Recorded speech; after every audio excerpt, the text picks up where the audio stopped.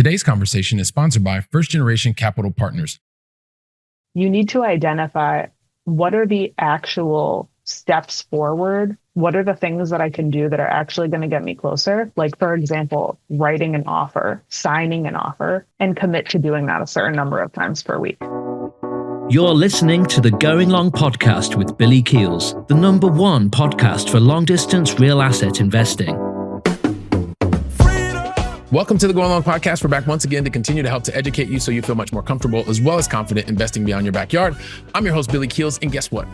I really am looking forward to you hearing today's conversation, watching today's conversation. Is going to be absolutely fantastic. But before we even do that, I want to say thank you so much for continuing to be here, listen, share the podcast, share its content, tag us on Instagram, on Facebook, and on LinkedIn. We really appreciate that. So thank you. And also for those of you who want to leave an honest written review as well as rating, we've got a nice little link here where you can click and you can leave that. We always appreciate that. And for anyone who actually wants to check out any of the previous episodes, well over 350 some at this point in time, just go to firstgencp.com/podcast and you can find the audio, video, transcripts, all that kind of good stuff. So just check it out there. And then, you know what, for anyone who is coming from a potentially retail background, retail management, you've had this desire to do your own thing, but you've still kind of been feeling like, you don't really know how to get started. Like today's conversation, it's going to help you break down those barriers, give you a clear path to some of the things that you can do to at least go from 0 to 1 to get started. I know you're going to have a wonderful listening of today's conversation, which is with the owner of Dillon REI LLC. And the owner is Jessie Dillon. And we're going to get to that conversation just after this. So if you want to understand how attention to detail, serving others, and creating business opportunities can propel your long distance investing success, then guess what? Today's the conversation you're going to want to listen to until the very last word. I promise, the very last word. You know why? Because today's guest, check this out, this is so cool. When she started, she started as a junior lash and makeup artist. That sounds really cool. She was also the second U.S. trainer for Henebra, Australia. And hopefully I'm pronouncing that correctly. If not, she's gonna correct me. And that's super awesome.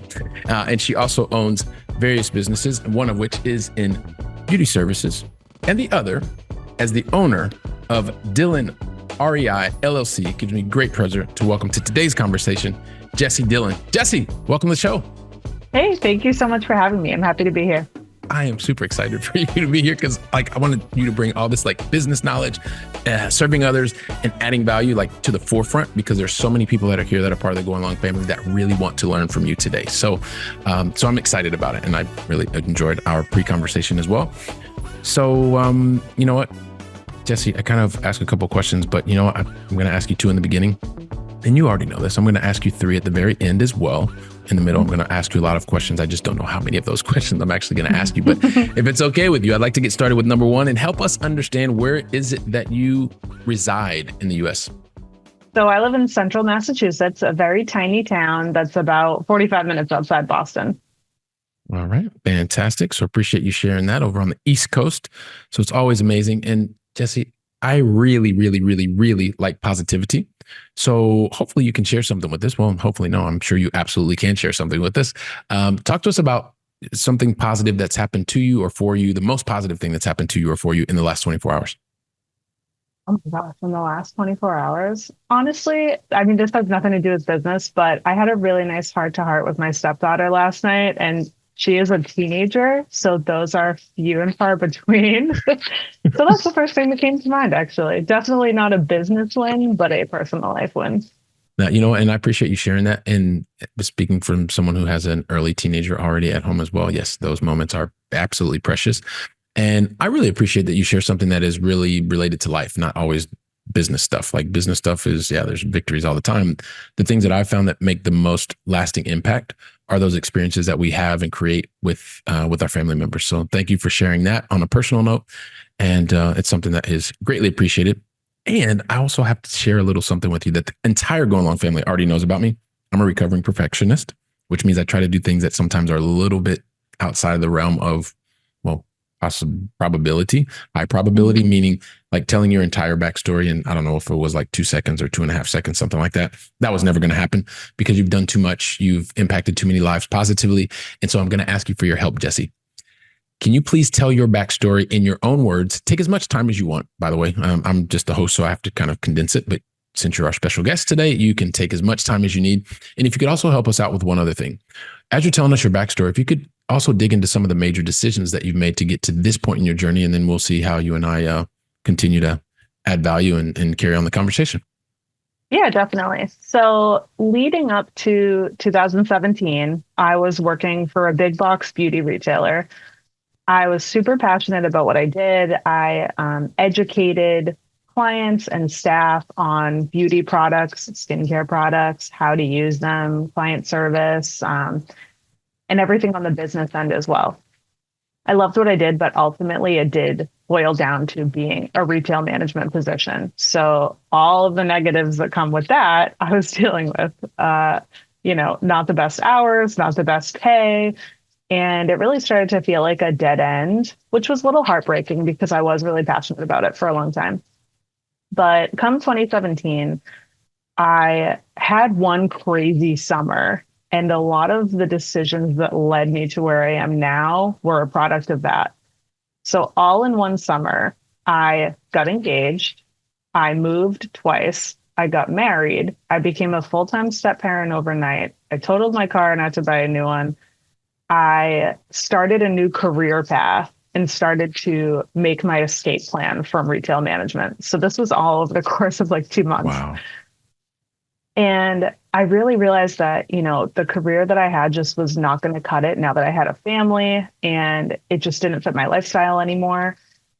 So way back when, I had gone to beauty school. So I had a cosmetology license, and I figured I'm going to start using this Cosmo license, and that'll be my way out. So I took a class on lash extensions, and fast forward a couple months, I was working at a salon part-time doing lash extensions. I was sent to a class for permanent makeup, which is also known as cosmetic tattooing. And I had started doing that on the side as well. And come late 2017, my full-time job was actually keeping me from making more money doing that. So my full-time job was getting in the way. It was time-wise holding me back from taking more clients. So end of 2017, there was a big leap of faith. I left my full-time job. I didn't really have a great backup plan, but I had a very, very supportive husband who had the utmost faith in me that I could figure it out.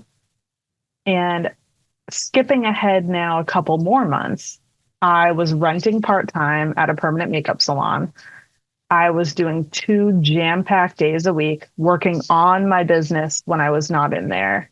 And I really fell in love with social media marketing and just figuring out the business piece of things because I kind of had no choice. I had to make this work. I left my full-time job. So financially, there was no option. I had to make it work, right? And within 6 months or so, I had built up my name so much that I had to go open my own place and spend more time behind the chair. And just in that first year of being self-employed, I doubled my income and I was working significantly less than I was at that big box beauty retailer. So that was 2018. Fast forward a couple years now. I was working behind the chair quite a bit, and that's a lot of repetitive movements and hunching over, and it's actually really tough on your body.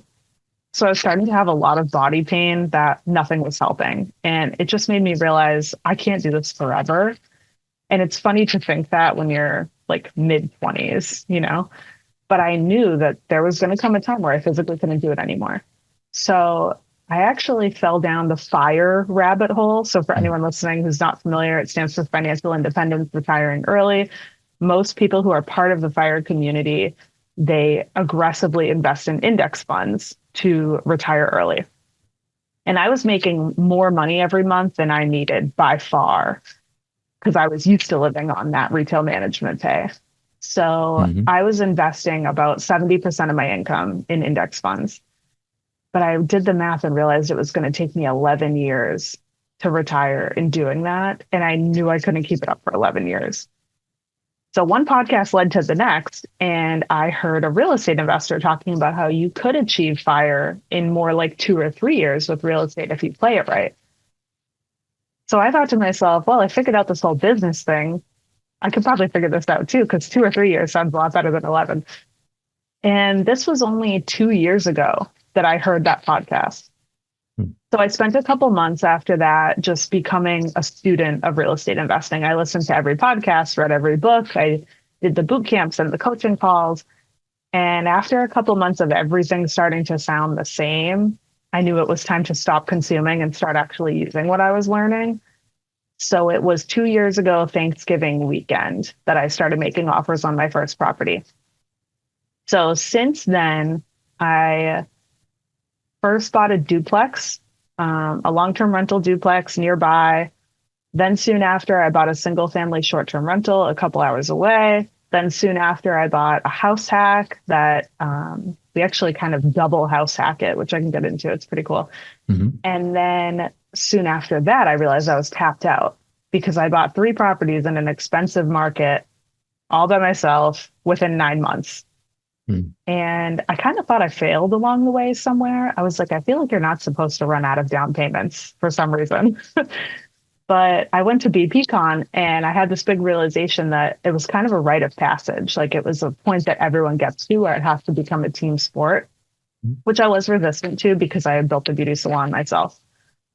But after that, I realized partnerships were going to be the way to continue. So soon after that, I bought a 13-unit long distance with a capital partner. And now I'm under contract on another 13-unit in the same neighborhood with a different partner. In between, all those deals, I also started getting into wholesaling. I did one really amazing wholesale deal, and I also do outreach for a wholesale company right now as well. Wow. So there's a lot of different things to kind of unpack there. And especially when you kind of talk about the evolution that you had, and we're only talking about like less than 24 months ago, which is pretty amazing that you've gotten into this and you're continuing to take action.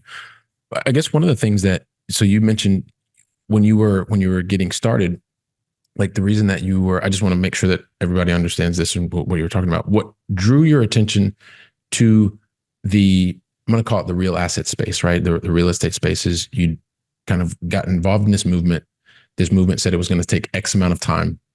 And then you heard a podcast and you were talking about something that was someone that was also attached to this movement, but brought something different. They weren't talking about index funds. They were talking about something that you'd not heard before. Is that correct? First and foremost, that you'd not really heard about? Okay, perfect. Yep.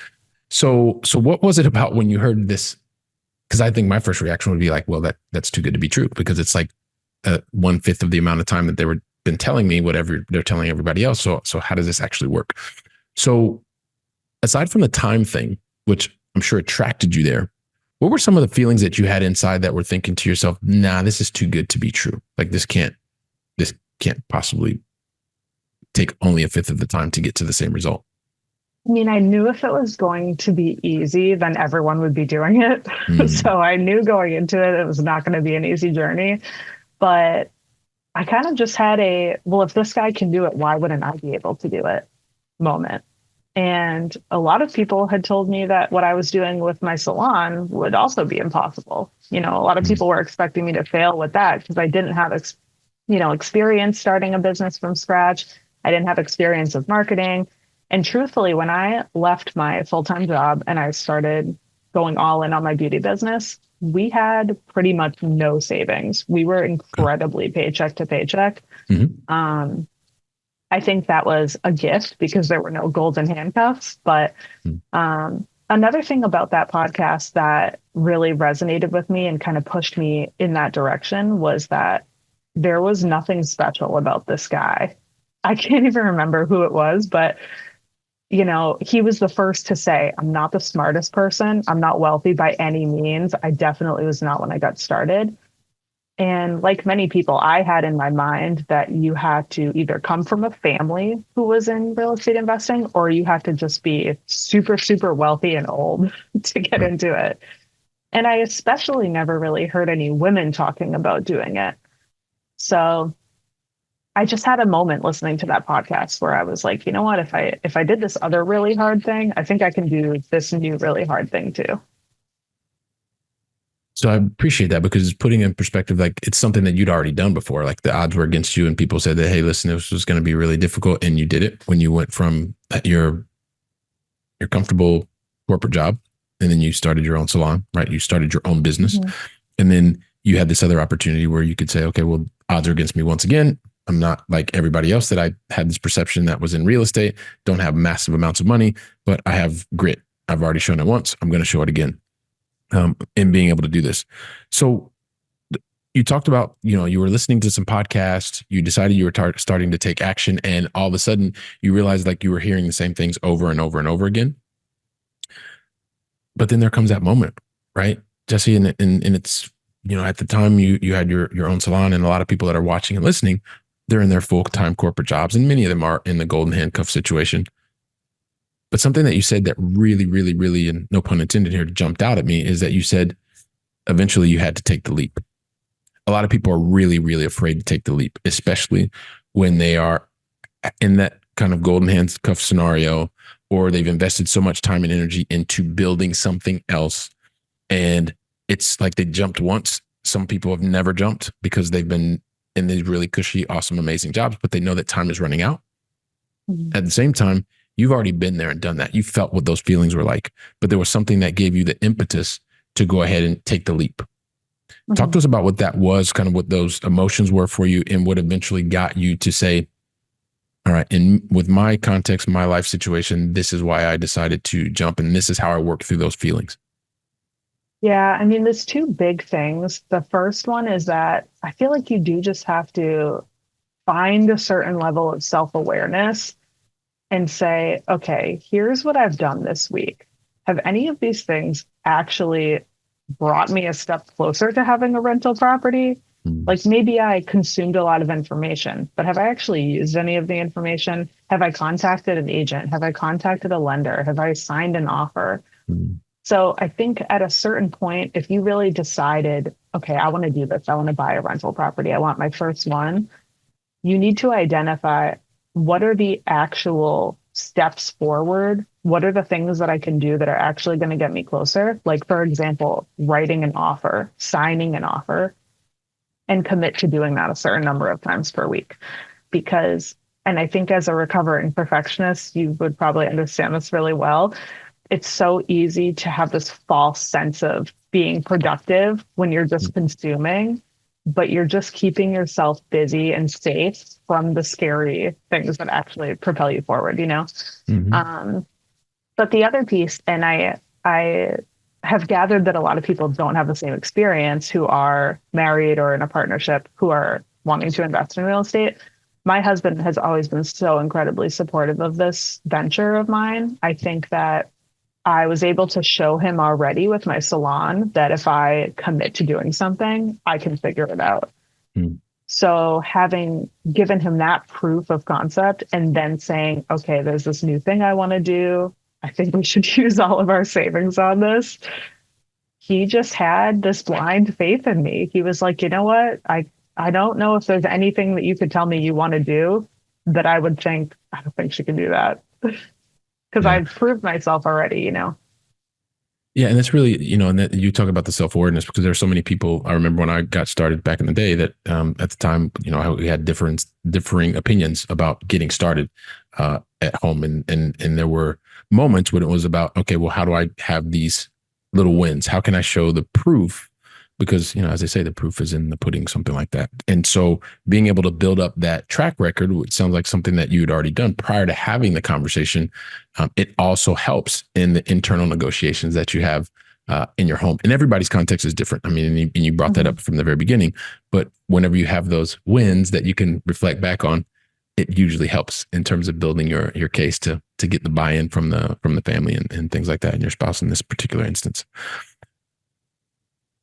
Also curious, because you did come from more on the retail side of things, so you were very much customer facing, I would say client facing, mm-hmm. right?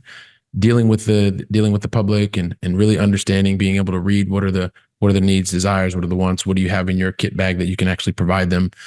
And also as in the management role, you're also, leading a team of people. You have, you're not face to face with the client, with the customers, but you are, you're leading through a team.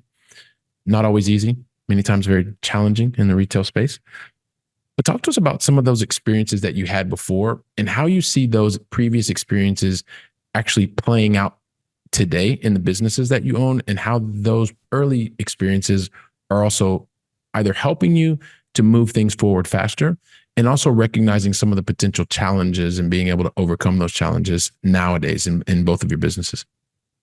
Yeah, I mean, I think it's more obvious how my retail management experience would help in my salon, because it's very much a customer service business. Particularly what we do, we focus on cosmetic tattooing. So it is more of a high-end clientele that we service. So creating that amazing client experience is so incredibly important, especially because almost all of our clients come from referrals. So we have to create that amazing experience so that they do want to go and tell their friends about it. But once I entered the real estate space, I thought it was really interesting to see how it was sort of obvious that a lot of people who are in the real estate space do not come from a customer service background. I think it's lost on a lot of people that being in the real estate investing space is still absolutely a customer service business, particularly if you're self-managing. Having tenants, being a landlord, is a customer service business. You're providing a product in exchange for money. And when I see people have bad experiences self-managing, I think it often comes from a lack of customer service skills. But, especially getting into partnerships now and just working alongside more people on a project, having soft skills is so important because, I mean, if you're not already in real estate, you will soon see that things almost never go how they're supposed to go. They don't go the way that you think they're going to go on the spreadsheet. And that can be really challenging to navigate. So I think having that experience with retail management, knowing how to have tough conversations or how to provide feedback to people in a constructive way, or how to get people's buy-in on your ideas is so, so helpful. That I think has been huge for me. Yeah, and so when you have these kind of aha moments, and you, like you said, like it's huge for you to recognize, and I really really appreciate the fact that you are calling that out, because when you recognize that those people who are really excelling in the real estate space, they recognize that there is a product, which is a physical structure, but it's really the service that differentiates you. And as much as you can anticipate what the desires or the wants are of your residents, the people that are helping you to like create the business that you're creating, typically the better you are off, the better off you are. And when you're not thinking about the service end of that, well, that's usually when you have the higher turnover or when you have issues with your tenants, et cetera, et cetera, et cetera. So it definitely is a service-based business. There just happens to be a physical structure around it. And when you can pull on that experience that you had dealing with and working with, and sometimes dealing with the public, it helps you as you start to really have control of the process and the experiences that you want your end clients or your customers or your tenants or your residents, however you want to call them, that you want them to have. So that perspective, I think, is absolutely key. Listen, before we go to the go along final three, there's something that I also know that you really are focused on in terms of being able to not just reap a benefit. You're also really big into being able to give back. And so I know that that's one of the things that's really important to you. I know you even have a calendar of giving and these types of things. So talk to us about like where this desire to want to give back, where it came from, and kind of how that manifests itself today in the things that you are doing to give back. That is a really good question. I mean, I honestly don't have a good answer as far as where it came from, but I think when I started my beauty business and was experiencing, a level of financial success that I wasn't really used to, I think I maybe was dealing with some mindset issues around, I don't want to feel irresponsible with this. I want to make sure that, I'm using this power for good, I guess, you know what I mean? Yeah. But as I had focused on that, like in my first couple of years owning the salon, doing the calendar of giving and, donating as much as we can. And it just, I feel like it really sets you up for a whole different vibe, and it just attracts better things to your business, and it just feels good. And the more you do it, the more you want to do it. So, I don't have quite as many opportunities to be charitable in the real estate space. I think it's a lot easier with the salon, but as an example, like something that I have coming up is, I'm doing a couple workshops on how to buy your first rental property through the town of Medway, Massachusetts Community Education. And all the profits from the workshops are going to go to a scholarship fund for the school. So the money goes to students and families in need of financial aid for books and school supplies and whatever. And I think that one of my big motivators with achieving FIRE or, getting to a point where my rental income does cover my lifestyle and I don't really have to continue working at all. A big motivator is so that I free up the time and the mental space to spend more time doing projects like that, or to spend more time volunteering. And I know I could be better about creating time for that right now, but when I envision my early retirement lifestyle, it definitely includes a lot of volunteering and a lot of giving back. Well, and when you are able to volunteer and give back, it's one of those things that, as you mentioned, it's something that's fulfilling. But more importantly, and I'm really want the Go Along family to recognize what you just started sharing, right? This, because it's not always about kind of where you start; it's about where you finish. And so you're starting in an area where you felt this abundance because you were at a point in your life where you were feeling financially secure, and also recognize that there was an added benefit. So that helps you to be able to say, okay, in this particular space, I want to start to give back. And that started with your operating business on the beauty services side.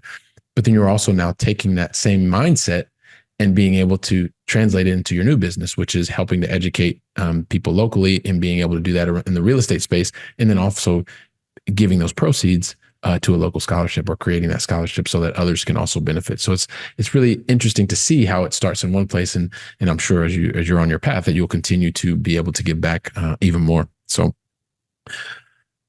one last thing, and then we're going to get to the Going Long Final Three. I know I want to go to the Going Long Final Three, and we're going to get there. Don't worry. But just also to talk to us just really quickly. So you mentioned the new units, or the new units that you're bringing online in terms of being able the investment, because you're in Massachusetts. I believe that these are in a different, like they're not in Massachusetts. They're not even in your backyard, are they? Right. So the 13 units are both in Chicago. Okay. So that means you're making the leap to go someplace that's not really in your backyard, which is music to our ears. So what was that like? Because there's like, when you start doing that, like it's not always easy, right? I take it to a very big extreme. Like I lived in Barcelona, Spain, and assets were all back in the United States from the East Coast to all different places. But sometimes it can be a little bit scary making that first kind of jump, different states, when you get into 4 digits of miles or kilometers or whatever that may be. Talk to us a little bit about that, and then we'll go into the Going Long Final Three. Yeah, so it was actually the beginning of this year that myself and my first partner, we were making offers on market portfolios nearby. And the only way the numbers were working were with creative offers. So I actually spent something like 5 or 6 months making offers on market properties with creative financing. And it was beating a dead horse. Like there was no light at the end of the tunnel there. And what I realized was I was trying to make on market listings home runs while everyone else was willing to take a base hit. So they were just making offers with traditional bank financing, which of course, if most sellers would prefer that, right? Yeah. So that was kind of my rookie mistake. And my partner and I were investing for cash flow. And this is, it's harder and harder to find cash flow in Massachusetts. And so we had agreed, I think we should go long distance. I have peers who invest in the Midwest and in that area too, actually. And so I talked to a bunch of people. I talked to a couple peers who live in Chicago. I talked to some who invest there. I talked to a bunch of agents, a bunch of property managers. in that area. And my partner was comfortable with it too, because she actually travels there for work sometimes. Hmm. And neither of us would be super helpful being local to the property anyway. So that's a big thing too. Everyone always asks me, and I even have a mentor who owns the building that my salon is in, and I'll always ask him real estate questions. I look up to him so much, and he is horrified that I buy long distance. He's like, what would you do if, a toilet breaks? And I always say, if my own toilet broke in my own house, I wouldn't know what to do. I would call somebody. I don't know how to fix any of that stuff. So me being local to the property actually is totally useless. So that's kind of what pushed us to go long distance, because going long distance, we would be able to achieve our cash flow goals. Mm-hmm. And with the price point being lower, we were able to, bring that 20% down with the amount of capital we had to work with. So we agreed on this on a Friday to go in Chicago. We were under contract on Monday. After 5 or 6 months of just beating the dead horse, it was just meant to be. Moving at the speed of instruction. I think that's absolutely fantastic. So I appreciate you sharing that, giving us the background, giving us the context, really what you were looking for, and the fact that you spent, 6 months really just trying to go against the grain, realized you stopped, you analyzed, you and your partner, and said, hey, look, this is not going anywhere. You pivoted, and you've been able to make a positive impact. So thank you so much for that. And we got to get to the going long final 3. So here's the thing. You know what? I don't ask anybody, Jessie, and today you're our special guest. We're not going to go to the going long final 3 unless you tell me that you're ready. So the question is, are you ready? Oh, I'm ready. I know you were born ready, so that was not a doubt, but I just kind of have to ask the question. All right, cool. So I think we talked about this. I can't remember, but originally I'm from Columbus, Ohio. So I am a Midwest guy who's been living over here in Europe for over 2 decades, which just seems like not even possible, which just seems unbelievable. So I always want to know, like, for anyone who is still stateside and you're a guest on the show, I really want to understand, like, what is your favorite European city that you've either visited or is still on your bucket list to visit? Oh, that is a good question. I have never been out of the country yet, which I know is crazy, but I'm working on it. Go with the bucket list. Go with the bucket list. What bucket list city do you want to go to? Bucket list city. I think anywhere I would love to go to the beaches of France. I'd love to go to Portugal. I'd love to go to Greece and Italy, that whole area. I'd love to spend like a month and just see as many cities as I can there. So we're going to go with the beaches of Portugal. And actually, we'll go to a big city in Portugal, if that's okay with you.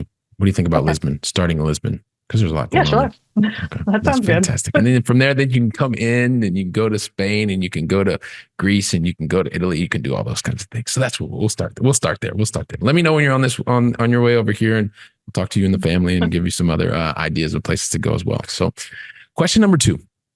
And this really has to do with a lot of the things, and you've already talked to us about, many of the new areas that you've gone into, and people that I've found that are really successful usually don't get things right every single time the first time. There's usually a little bit of trial and error. There's usually some mistakes, and I don't really want you to focus on the mistakes that you've made, or in this instance, what one mistake. I really want you to talk to us about the lesson that you learned, because most of the time what I've seen is those that are truly successful, whenever they have a mistake or a learning opportunity or whatever you want to call it, whenever that happens, they typically will stop. They'll reflect on what happened, and they put different strategies, tactics, and actions in place to minimize the probability of that exact same thing happening again. So if you could share one lesson that you've learned through some kind of learning opportunity, failure event, whatever you want to call it, what's the one lesson you want to share with us today? Yeah, so I actually, as I mentioned at the beginning, I did buy a short-term rental about 1.5 years ago. And it didn't turn out to be as good of an investment as I hoped for.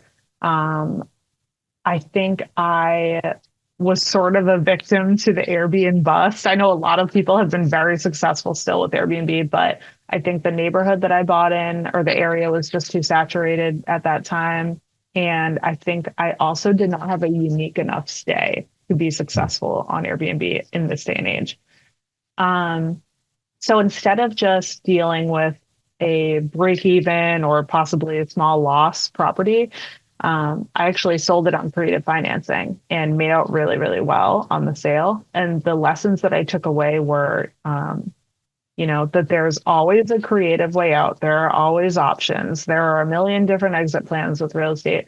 But also, if I was to get back into the short-term rental game, I would definitely do something with very low overhead and something that is a very unique niche sort of stay. And I would either go somewhere that's not seasonal, or in a seasonal area, I would just expect to not have revenue during the off season. So it sounds like moving forward, what you learned is the more that you niche down, the higher the probability of success. Is that correct? Yeah. Okay. Which seems, for a lot of people, it can seem like anti-intuitive, or I don't even know. I forget I've got 5 languages mixed up in my mind. So you know what I mean? Yeah. But you know what? Counterintuitive. That's it. Yeah. And that's a good way to summarize it, because I think that's true in both businesses, and it I continue to see proof of it, that the more you niche down, the more successful you are, because, when you do go all in on something, it's just a 100% yes versus being a jack of all trades, Yeah. That's, I appreciate you sharing that with us and that insight. And then lastly, this is the last question. So it's really to kind of help feed our minds with knowledge. What's one book that you would recommend to the Going Long family today? The book I always recommend on here, on podcasts in general, is called In the Flow. And it's actually more specific to women. So it's a book on how your brain changes structurally up to 25% throughout the month based on your cycles, and how you can actually plan your work around that in a way where you get twice as much done, feel twice as good. But it's a really interesting book for anyone to read if you are just interested in biology and how the brain works. Okay, fantastic. So In the Flow, I don't think anyone has ever suggested that. So fantastic. So we're going to include that in the show notes. And when I think about just from the very beginning, you're talking to us about your experience in the big box retailer and being there and having that experience and leading teams of people and recognizing like, hey, listen, at a certain point, you really like this, but you're kind of feeling like, there's not really an opportunity to advance. And guess what? You had also back in 2017, you had a lot of stuff going on, like from multiple moves, getting engaged, getting married, changing roles, all of these types of things that were going on. And you decided, well, okay, you're going to continue to move forward. You got your full-time job. You also then in 2018, I think was kind of like the big changing point where you said, hey, listen, I'm going to do something in my job where I'm going to increase my income by 2, and I'm going to work less time. And so when you recognize that, you're like, hey, how do I do more of this kind of stuff? And you were continuing to look for ways that you could do that. You found everyone was doing index funds. You also came across this podcast. You're listening, you're learning, and you're like, hey, hang on a second. Instead of taking 11 years, I can do this in actually 5 or 2, 3. Wow, that seems like a lot of time saving. So I'm going to go ahead and focus on this. You got to a point where you got sick and tired of hearing the same things over and over, and you realized, oh, it's time for me to take action. So you took that leap of faith. And then from there, it's been to a point where you've had successes and you've tried new things and you've gotten into different areas of real estate. And heck, you've even gone long to a different state, thousands of miles away. And so I know that so many people are listening and they've heard your story, Jessie, and they're thinking to themselves, well, Billy, just ask her the question. So I'm just going to ask you the question, Jessie. What's the best way for the Going Long family to find out more about you, more what you have going on, and also what more of what you're doing at Dillon REI LLC? Instagram. That is where I hang out the most. So on Instagram, I'm Jessie Dillon with an underscore at the end. And if you go to the link in my bio, you can sign up for my newsletter. You can check out my Etsy store for female investors. You can book a call with me. There's lots of links on there. All right. Fantastic. So we'll include that in the show notes. So don't worry, everybody. If you're running on the treadmill, if you're driving in the car, please, please, please don't get distracted.